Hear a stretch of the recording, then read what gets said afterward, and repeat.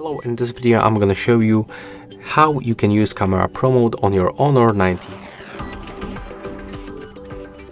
So first you have to move for the more modes, and right here you have to select the Pro Mode. There we go. And first I can recommend you to click on this information icon where you can find the description of every parameter.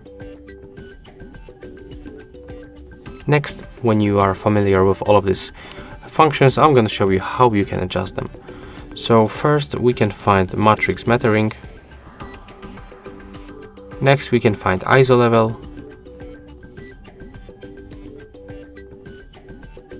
Here we can find the shutter speed. And when you can find this automatic button, it means that when you tap it, the phone will adjust the parameters automatically. That's the exposure compensation.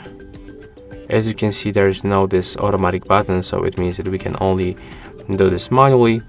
Right here we can find automatic focus, continuous photo focus, and also this manual focus. On the right side we can find the white balance with the presets, and also with this slider manual adjustment. On the upper section we can turn on the flashlight by tapping right here, and we can also turn on or turn off this photo format. We can just switch the photo format. And that's all for this video. Hope you like it.